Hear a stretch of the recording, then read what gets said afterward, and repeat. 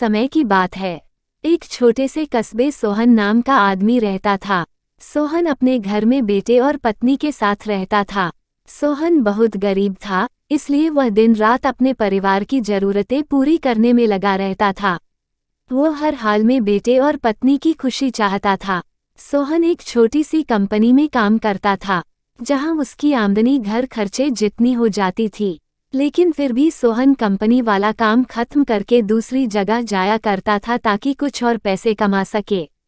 काम में व्यस्त होने से वह अपने परिवार को समय नहीं दे पाता था।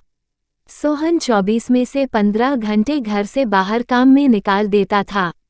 रात को देर से आता और सुबह जल्दी जाता था। इस तरह कुछ दिन बीतते गए। एक दिन सोहन की पत्नी ने उससे कहा कि आप पूरे दिन काम करते हैं और हमें समय नहीं देते हैं।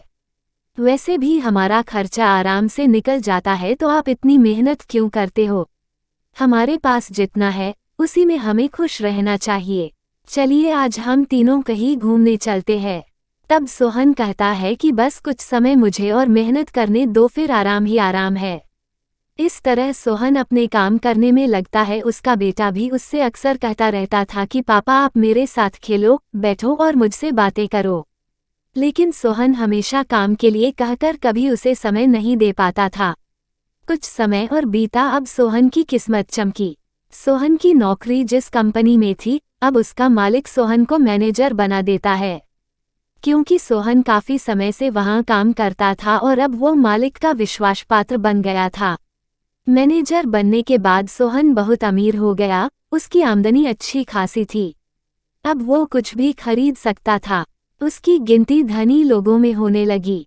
पत्नी और बेटा बस एक बार कोई चीज मांग लेते तो वह तुरंत हाजिर कर देता था। एक दिन बेटा और पत्नी दोनों सोहन से बहुत ज्यादा जिद करते हैं कि वे तीनों समुद्र के किनारे घूमने चले। सोहन कहता है कि ठीक है आज चलेंगे, लेकिन मुझे कंपनी में थोड़ा काम है, इसलिए तुम दोनों समुद्र के किनारे पहुंचो, मैं सीधा कंपनी से काम खत्म करके पहुंचता हूँ। पत्नी और बेटा दोनों वहां चले जाते हैं। तभी समुद्र में बहुत बड़ी सुनामी आ जाती है और आसपास के लोगों को भी बहा ले जाती है। पत्नी और बेटा दोनों पानी में बह गए। जब सोहन वहां पहुंचता है तो ऐसी हालत देख घबरा जाता है।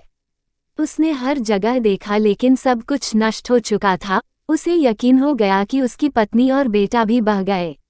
वो जोर जोर से रोने लगा और अपनी पत्नी की बात को याद करने लगा कि हमारे पास जितना है उसी में खुश रहना चाहिए और अपने परिवार के साथ खुशी के नए पल बनाने चाहिए ताकि हम उसे हमेशा अपने दिल में संभाल कर रख सके।